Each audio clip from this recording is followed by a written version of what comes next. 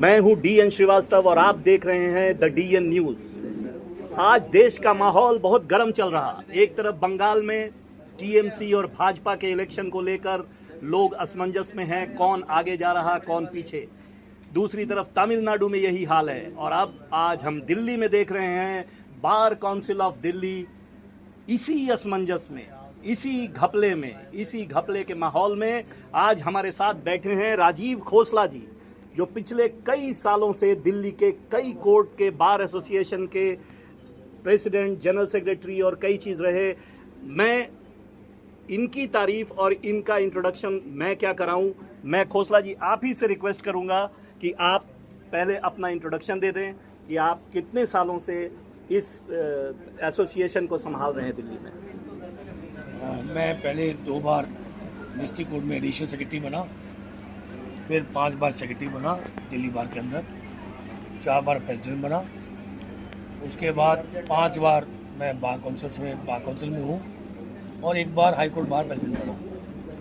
देखिए, elected politics के अंदर तो इलेक्शन के अंदर तो मैं समझता हूँ दिल्ली के अंदर पिछले ये 40-50 सालों में मेरे से ज़्यादा कोई भी आदमी इलेक्शन नहीं जीता है मैक्सिमम टाइम।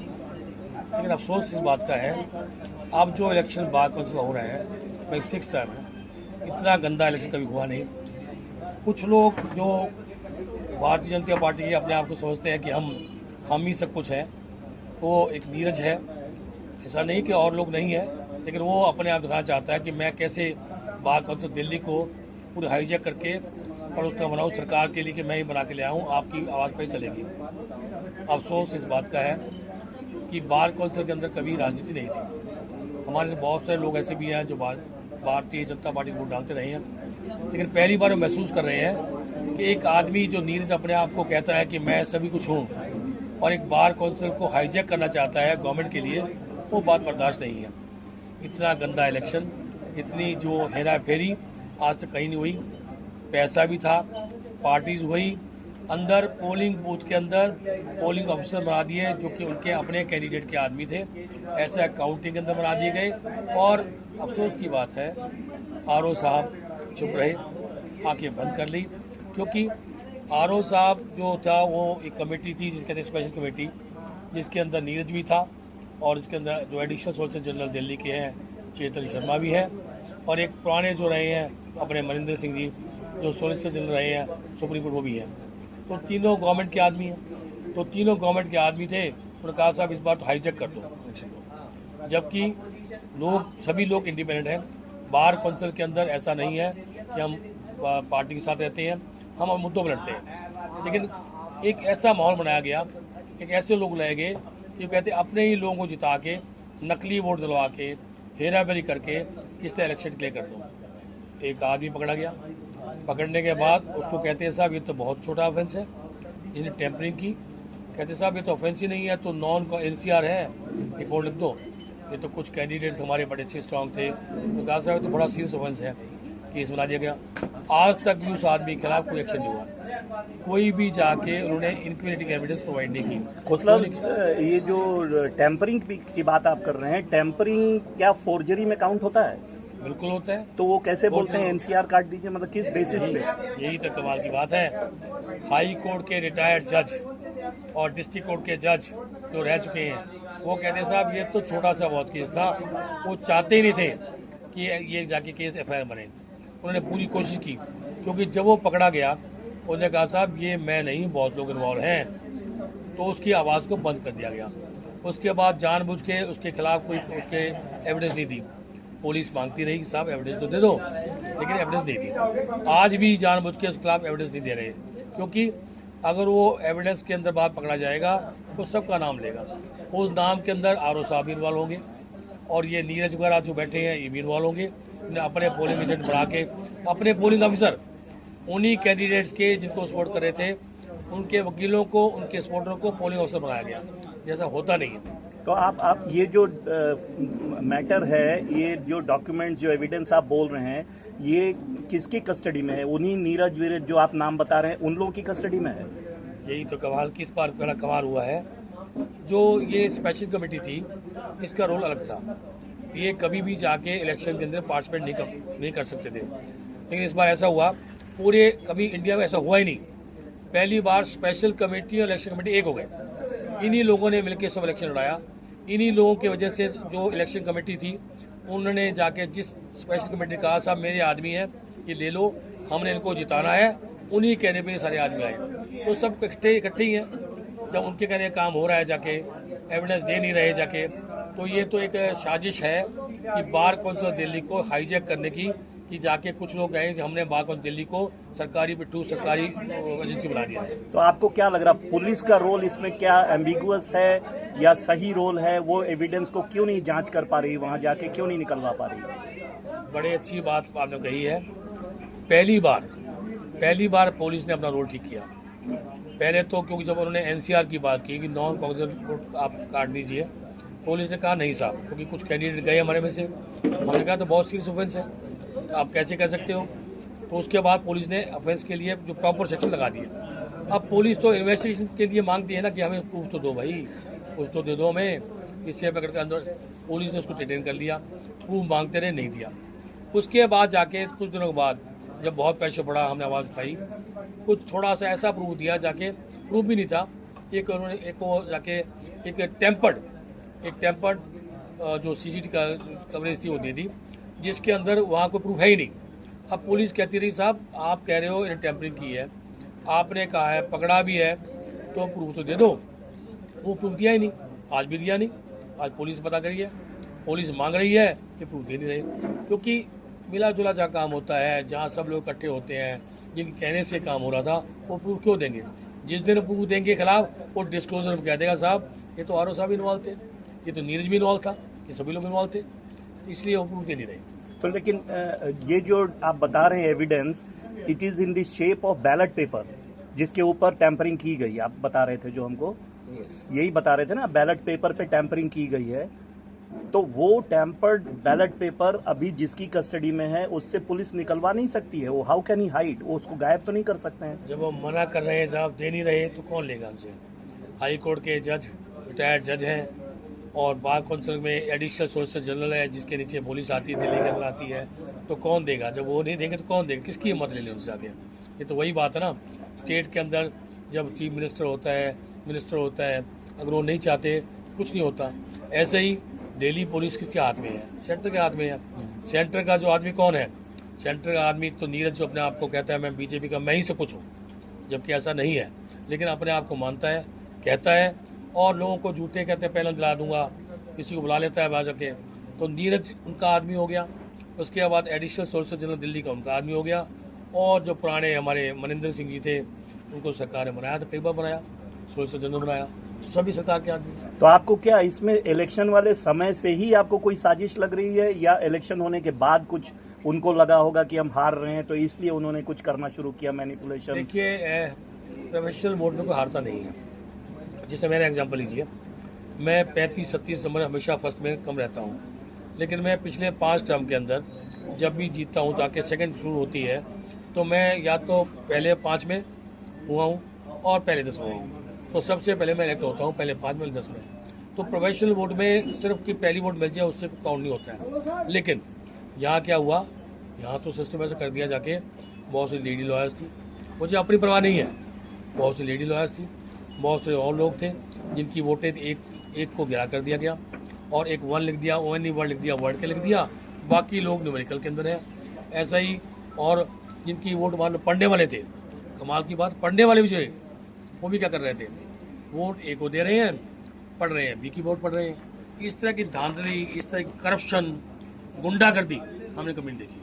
पर बैलेट पेपर पे तो आप ही लिखते हो ना, वो कैसे दूसरा आदमी कैसे चेंज कर सकता है? देखिए जब बैलेट पेपर उन कस्टडी आ जाता है, उसके बाद कर दिए, उसके अंदर वो जो कई फोल्ड होते हैं, उसके कई फोल्ड जाते हैं। उस फोल्ड को जब खोलते हैं, जब उनके पास लेके आते हैं, तो जो लोग वहाँ बैठे होते हैं उनके अपने होते हैं। इसमें तो वकील भी इन्वॉल्व थे, जबकि बार काउंसिल इलेक्शन में फैसला हुआ था कोई भी वकील किसी प्रोसेस में इन्वॉल्व नहीं होगा, कोई भी बार काउंसिल का स्टाफ। अब बार काउंसिल स्टाफ 25 साल से वहीं बैठा हूँ, तो नेचुरली एफिलिएशन हो जाती है ना। हमने कहा कोई इन्वॉल्व नहीं होगा, लेकिन उसके बावजूद भी एश्योरेंस के बाद, डिसीजन के बाद उन लोगों को इन्वॉल्व किया गया, जो किन लोगों ने पार्टी दी थी, जिन लोगों ने बड़े काम गिफ्ट दी थी, 7,000 की वोट फॉर कैश दिया था, उन्हीं लोगों को पहले तो नोटिस दिए गए, नोटिस फिर फटाफट ब्लॉक कर लिए किए बगैर। उन्हीं लोगों के जो अपने सपोर्टर्स थे जिनके खिलाफ नोटिस दिए थे उनको अंदर जाके बना दिया पोलिंग ऑफिसर बना दिया। तो कैसे करना है? उसके बाद काउंटिंग ऑफिसर बना दिया।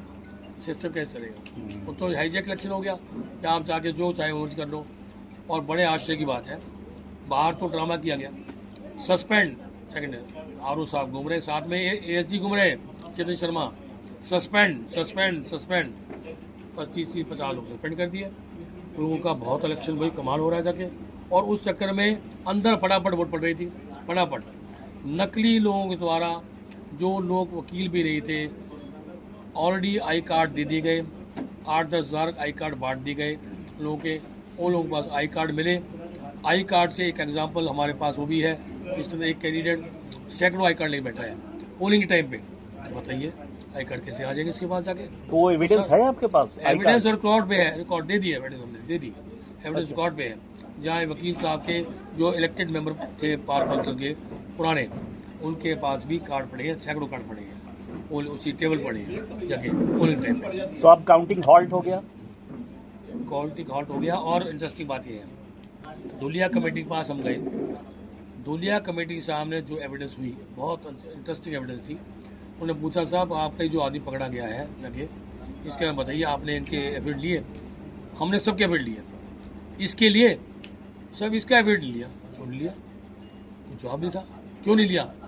सब नहीं लिया है। तो मेन कल्प्रिट का नहीं लिया? नहीं लिया। ऐसे और को नहीं लिया, ऐसे झूठ बोल रहे हैं। उन्होंने किसी का एफिडेविट नहीं लिया, क्योंकि उसको धुलिया कमेटी के पास वीसी हो रही थी, जो मर्जी कह देते। उन्होंने कहा सबके लिए है, लेकिन पिन पॉइंट किया गया क्वेश्चन, इसका लिया तो वहाँ फंस गए। तो दुनिया कमेटी कहती साहब इसका दिखा दो, वहाँ साहब हम दे नहीं पाए, लिया क्यों नहीं लिया? जवाब नहीं था। इसके बाद एक क्वेश्चन और हमने कहा भाई बार काउंसिल के इलेक्शन में ये जो वकील कैसे आ गए, काउंटिंग ऑफिसर, पहले पोलिंग ऑफिसर आए, उन्हीं को फिर काउंटिंग ऑफिसर बना दिया। तो उन्होंने कहा वकील इन्वॉल्व हुए थे, ये तो कोर्ट के जो हमारा बार काउंसिल स्टाफ था ना, उनके बच्चे थे, उनके बच्चे थे, उनको 2 दिन हटा दिया। क्यों हटा दिया भाई? क्यों लिया, क्यों हटा दिया? कोई जवाब नहीं था। क्यों हटा दी? कोई जवाब नहीं था। तो बिल्कुल कोई इनके पास आंसर था ही नहीं। अगर धुलिया कमेटी की कार्यवाही पब्लिकली होती, पब्लिक व्यू क्यों होती, अगर वो सबको देख सकते, तो मैं समझता हूँ उसी दिन उसी टाइम पे ये इलेक्शन को रिपोल कर देते, क्योंकि कोई जवाब को था ही नहीं। लेकिन क्या है कि जो ये होती है, जो भाषण, जो अपने आर्गूमेंट होते हैं, वो बड़े छोटे से जो वीसी में होते हैं, लोगों को एक्सेस नहीं हो पाता, तो बात लोगों को आई नहीं। पर ये फैक्ट है कि उनके पास कोई जवाब नहीं था। ये भी फैक्ट है कि उन्होंने कहा आप लोग आरओ साहब चले गए। जब आरओ साहब चले गए, खुद आरओ साहब की वजह से एक एफआईआर हुई है, कर नहीं रहे थे, कर नहीं रहे थे, वो चाहते एनसीआर हो जाए, आज भी चाहते हैं कि वो पकड़ा जाए, लेकिन हो गई तो हो गई। तो उसके बाद वो पकड़ा भी नहीं जा रहा, जवाब भी नहीं है। और जब खुद एफआईआर करा रहे हैं, खुद मांग रहे हैं कि धांधलेबाजी हो रही है, खुद लोग कह रहे हैं भाई धांधलेबाजी एक की हुई है, कई दिनों से अंदर था, तो भाई और भी देख लो ना, और भी तो होगी। वो तैयार ही नहीं है, तैयार ही नहीं है कि साहब बस ये इसका एक है, हम इसके बैलेट पेपर देंगे नहीं, बाकी कुछ नहीं हुआ। जैसे कि वो सब जानते हैं, वो उसके पास ऐसी आई है कि एक ही आदमी पकड़ा गया, बाकी कोई है ही नहीं। ये सिस्टम आपके सामने है, पूरा धोखा। और मजे की बात है, जब काउंटिंग ऑफिसर कह रहा है साहब वोट एक आदमी की है, वोट वहाँ पड़ी नहीं है, वो वोट दे रहा है, कुछ दे रहा है, इससे बड़ी धांधलेबाजी कहाँ हो सकती है? बिल्कुल टोटल जो है मैनिपुलेशन था, टैंपरिंग थी, रिग्ड इलेक्शन था। सर एक इम्पॉर्टेंट सवाल मेरे दिमाग में है, आप काफ़ी समय से बार एसोसिएशंस में रहे, बार काउंसिल में भी रहे दिल्ली के, आखिर वजह क्या है? अगर इसको हाईजैक लोग करना चाहते हैं तो कौन सा ऐसा लालच है आपके दिमाग में? क्या ये जुडिशरी पे भी इफेक्ट डाल सकता है? क्या जुडिशरी में जो जजमेंट्स पास होते हैं, क्या उस पर भी इफेक्ट डाल सकता है ये इलेक्शन? अगर लोग हाईजैक करना चाहते हैं तो किस कारण, क्या मोटिव क्या है इसका? एक तो है कि आप जो एडवोकेट्स हैं उनका आप भला करेंगे, करप्शन का लेवल तो आपको जानते हो जुडिशरी में पहुंच चुका है। ये जो आरओ थे, मुझे पहले भी एक दिन कहा था उन्होंने, मैं जुडिशरी के खिलाफ बोल रहा था, पीछे कुछ नाम आए थे, कुछ पैम्पलेट आए थे जिनमें केस लिखे हुए थे, पैसा लिखा हुआ था, जज का नाम था, जो उसका एजेंट उसका नाम लिखा हुआ था। तो हमने हाईकोर्ट लिखा तो इंक्वायरी तो कर लो। ऐसे ही हाईकोर्ट जज बनी है, उसके बारे में हमने कहा सीजे साहब को, साहब करप्शन के बहुत है, देख तो लो आईबी कहाँ पर है, बना दिया। तो ये उसको भी जो आरोप है ये भी कहते साहब आप मुझे कहते थे नहीं कुछ मत करो कुछ मत करो। तो ये एक चाल है, ये चाल है कि उन लोगों को लाने की जो जुडिशरी मिलकर काम करे, जो जुडिशरी का ना बोले। मैं तो खिलाफ बोलता हूँ ना, बहुत खिलाफ बोलता हूँ, मैं खिलाफ बोलता हूँ उनके खिलाफ जो कि वाकई करप्ट है। और ये भी बात सच है कि मैक्सिमम लोग करप्ट ही है, ये बात है। तो इसके अंदर जाके एक चाल है, जाके ऐसी बार लाई जाए, ऐसे लोग जाए जो गवर्नमेंट की यस मैन है। वकील कभी यस मैन नहीं होता, वकील किसी पार्टी का होता है वो भी यस मैन नहीं होता। वो कहता है जहाँ हमने लड़ना है लड़ना है। लेकिन कुछ लोग वकीलों में ऐसे हैं जैसे नीरज जैसे, वो वकीलों को यस मैन बनाना चाहते हैं। ऐसा नहीं है, कुछ लोग ऐसे भी बीजेपी वाले लोग बहुत हैं जिन्होंने वोट दी थी, पर आज वो भी दुखी है। वो दुखी इस बात के हैं कि एक ऐसा आदमी अपने आप को प्रोजेक्ट करने के लिए, एक बिना बात दिखाने के लिए कि हमने वकीलों को भी इकट्ठा कर दिया, वकील भी मुट्ठी में आ गए कौम के, वो काम कर रहा है। तो ये चीज़ें अब तो बर्दाश्त नहीं होगा। तो आपको ऐसा नहीं लग रहा सर कि इस तरह का अगर काम होता है, बार काउंसिल ऐसी चीज़ पे अगर हमला हो जाता है, हाईजैक करने तक की बात होने लगती है, तो आपको नहीं लग रहा कि लोकतंत्र पे बहुत बड़ा हमला है ये? लोकतंत्र तो खत्म हो ही रहा है, इन लोगों की वाली बात ही नहीं है। सामने है कि जब वकीलों पहुंच गए, बाकी जगह तो आवाज़ उठती नहीं है। पॉलिटिकल सर्कल में लोग देखते भी हैं कहाँ क्या हो रहा है जाके। चलो हम तो तब भी इग्नोर कर देते थे, लेकिन आज तो हम खुद देख रहे हैं, आज तो हमें खुद महसूस हो रहा है कि क्या हो क्या रहा है अंदर जाके, कि वकीलों के अंदर भी अब हाईजैक होने शुरू है। अगर आपने जीतना है, अपने मजबूत कैंडिडेट लेके आइए, उनको लड़ाइए। अगर वकील वोट देंगे तो देंगे, नहीं देंगे नहीं देंगे। और आप सोचते हो कि मैं सारा अंदर के पोलिंग का ऑफिसर बना के बाहर शो करके सस्पेंशन कर रहा हूँ, अंदर जाके नकली वोट डलवा के उधर से काउंटिंग में हेरा फेरी करके अगर आप चाहते हैं अपने आप जीते, तो ये बात तो बर्दाश्त नहीं होगी। वकील समय तो बर्दाश्त नहीं करेंगे। तो मतलब ये बात अब सच हो रही है एक तरह से कि काम के बदले वोट नहीं, रुपए के बदले वोट, जो था वोट फॉर मनी हुआ वही है ना? हुआ इसी नीरज के थ्रू जाके जो जो लोग थे जिनके खिलाफ वो जाके दिया गया था, नोटिस दिया गया था। नीरज का ये स्पेशल कमेटी थी, लेकिन स्पेशल कमेटी का कोई इन्वॉल्वमेंट इसमें नहीं होना था एज पर रूल। लेकिन इन्होंने क्या किया, इलेक्शन कमेटी को बैठ गए कि हम जो कुछ करेंगे हम करेंगे। अपने लोग लेके आए, अपने लोग को, उन लोगों ने पैसे बांटे, उन लोगों को अंदर हेराफेरी करवाई।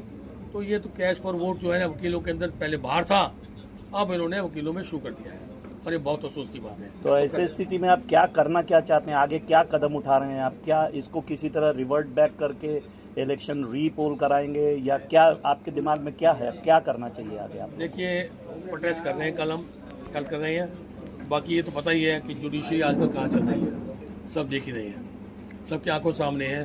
फैसले कहाँ होते हैं, होता क्या है। किसी को जो आदमी आवाज़ उठाता है किसी पार्टी के लिए, उसको पकड़ लेते हैं, 2 दिन बाद छोड़ देते हैं इलेक्शन के बाद। जब बंगाल में ऐसा हुआ, एक आदमी जो कंपेनिंग कर रहा था पकड़ लिया, बहुत सारी उसका आप इतना बड़ा आपके लिए आप ईडी की वो है, और इलेक्शन खत्म होते का साहब बेल ले लो। ये चीज़ें हो रही है, हम ये नहीं कहते। अब ये जो प्राइम मिनिस्टर साहब बैठे हैं, देखना चाहिए भी आपके चमचे कर क्या रहे हैं। इतना मत करो, ठीक है आप मेजोरिटी में हो, हम भी आपके साथ हैं, लेकिन इस तरह मत करो कि सबको सब सिस्टम खत्म कर दो अपने चमचों द्वारा। ये काम नहीं होना चाहिए। तो एक तरह से आप ये कह रहे हैं कि अब ये पॉलिटिकल जो सीन चल रहा है देश के अंदर, इसका मिसयूज होना स्टार्ट हो गया है। उनके चमचे कर रहे हैं। प्राइम मिनिस्टर साहब को आंखें खोलनी चाहिए, अपनी प्रॉपर्टी बोर्ड लें। लेकिन इन लोगों को जाके हेरा फेरी से, टेम्परिंग से, और लोगों को जाके पैसे बांट के ऐसे वोट लेके जाएं, तो पब्लिक के अंदर ठीक है। आज पब्लिक तो आप जानते हैं चुप रहती है, बोल पाते नहीं है। जाके पॉलिटिकल पार्टी वीक हो चुकी हैं, तो वीक क्यों ना हो। ईडी का चक्कर रहता है, इनकम टैक्स चक्कर रहता है, और कहते हैं आप बंद कर देंगे। सबको मिसयूज हो ही रहा है। ये नहीं पहले मिसयूज, पहले एक लिमिट थी, एक लिमिट थी। ये नहीं कहते कोई सरकार मिसयूज नहीं करती थी, पहले एक बहुत लिमिट थी। अब तो लिमिटलेस है, जो मर्जी का, जो खिलाफ बोलेगा, जो गालियाँ देगा, उसके लिए सब माफ है। और सुप्रीम कोर्ट भी हाँ करती है, क्या कर सकते हैं। तो आप कल जो प्रोटेस्ट कर रहे हैं उसमें जनरल पब्लिक का भी सपोर्ट चाहते हैं आप, या वकीलों को सिर्फ आह्वान किए हैं? देखिए, हमने तो वकीलों को कहा है, अगर वकील अपने आप ही अपने सक्षम नहीं हो पाएंगे, अगर अपने लिए न्याय नहीं दे पाएंगे, तो वकील पब्लिक को न्याय क्या दिलाएंगे। हमारी आवाज़ तो इस बात की है कि भाई वकीलों उठ जाओ, आप इंडिपेंडेंस हो। हम किसी से रोटी खाते नहीं हैं, हम गलत बात गलत बोलते हैं। तो मैं समझता हूँ अगर वकील अपने लिए ये अपनी आवाज़ नहीं उठा पाएगा, अपने नहीं लड़ पाएगा, हक के लिए लड़ पाएगा, हक उसका नहीं है, हक उसका अपना है। हक इस बात का है कि डेमोक्रेटिक इलेक्शन होना चाहिए, फेयर इलेक्शन होना चाहिए, हक किस बात का है। अगर वहाँ नहीं लड़ पाएगा तो फिर तो सिस्टम खत्म ही है, फिर तो जाके जुडिशरी का पहले पता है क्या हो रहा है, जाके कहना चाहिए नहीं। तो अपने हक के लिए ही नहीं लड़ पाएगा तो जनता को क्या हक दिलाएगा। तो कल आप कोई पब्लिक को संदेश देना चाहते हैं या अपने वकील भाइयों को संदेश देना चाहते हैं? आप बताएं क्या किस तरह का सपोर्ट आप चाहते हैं पब्लिक से? सबसे पहले तो हम अपने वकील भाइयों को कहना चाहते हैं, क्योंकि कुछ सालों से ये सिस्टम हो रहा है, बार एसोसिएशन के इलेक्शन भी हो रहे थे, पैसे से वोटें मिल रही थी, गलत काम हो रहे थे। जो सरकार वहाँ कर रही है, कहीं करती है, कोई भी कर रही है, इलेक्शन से पहले से आप 10,000 दे देंगे, आप ये फैसिलिटी दे देंगे। वो वकीलों के अंदर भी कैश पर वोट हो गया था, पार्टियाँ हो गई थी, एसोसिएशन में हुआ था, लेकिन अब तो बार काउंसिल में शुरू हो गया, तो समझो सब खत्म ही हो रहा है। ये तो आह्वान है अपने वकीलों के लिए, उन साथियों के लिए कि भाई जो लोग भी आपके नेता चुप बैठे हैं, जो लोग आपके लिए खड़े नहीं हो रहे हैं, उनको खड़ा कीजिए, समझाइए कि गलत काम रोकिए उनको, कि भाई कल को आप भी इस सिस्टम के अंदर हो जाएंगे तो आप खत्म हो जाओगे। आज कोई 10-5 लोग नहीं है, आज ये आवाज़ ये नहीं है कि कुछ लोग की आवाज़ है, 118 कैंडिडेट्स तो वो हैं जिन्होंने लिख के दिया है साहब गलत हो रहा है। 60-70 लोग और भी हैं जिनमें साइन नहीं है, वो भी कहते गलत हो रहा है। 221 में से अगर 70 आदमी कह रहे हैं तो अब बताइए उसकी फिर क्या है। तो कल आप कितने बजे का प्रोग्राम है? विरोध प्रदर्शन जो आप कर रहे हैं कितने बजे का प्रोग्राम है? कल 3 बजे रखा है हमने, एस ब्लॉक है हाईकोर्ट के अंदर, पीछे जाके सर मार्ग पे है, तो वहाँ हमने रखा है। पीसफुल प्रोटेस्ट है, हम हाईकोर्ट के अंदर नहीं जा रहे, हम कोर्ट की गरिमा समझते हैं, पर हम अंदर नहीं जाएंगे, बाहर करेंगे। पर हमें ये भी हम चाहते हैं कोर्ट अपनी भी गरिमा समझे, कोर्ट भी अपनी गरिमा नहीं समझ रही आजकल, कोर्ट भी किसी कहने चलती है, ऐसा नहीं सभी चलते हैं, पर मेजॉरिटी जजेस ऐसी करती है। तो ये थे राजीव खोसला जी, जो पिछले कई सालों से दिल्ली के अंदर बार एसोसिएशंस और बार काउंसिल में पद पे रहे और इन्होंने सिस्टम को, जुडिशियल सिस्टम को बहुत अच्छी तरह परख लिया, बहुत अच्छी तरह स्टडी किया और उसके ऊपर काफ़ी समय से काम कर रहे हैं। इनका कहना है कि बार काउंसिल में जो चुनाव हुआ था, रीसेंट चुनाव जो अभी हुआ था, उसमें हेरा फेरी हुआ, उसके अंदर मैनिपुलेशंस हुए, उनके बैलेट पेपर स्टैम्पर किए गए, जिसके विरोध में कल ये 3 बजे S block high court Zakir Hussain मार्ग पर एक विरोध प्रदर्शन कर रहे हैं। पीसफुल प्रोटेस्ट है। इनका कहना है कि ये दिल्ली हाई कोर्ट के अंदर नहीं जाएंगे, लेकिन बाहर से प्रोटेस्ट दिखाएंगे। सारे वकीलों को आह्वान किया इन्होंने कि आप आइए और आकर इस विरोध प्रदर्शन में शामिल होइए। तो ये थे राजीव खोसला जी। मैं आपका बहुत बहुत धन्यवाद करता हूँ द DN न्यूज़ को साक्षात्कार देने के लिए। नमस्कार।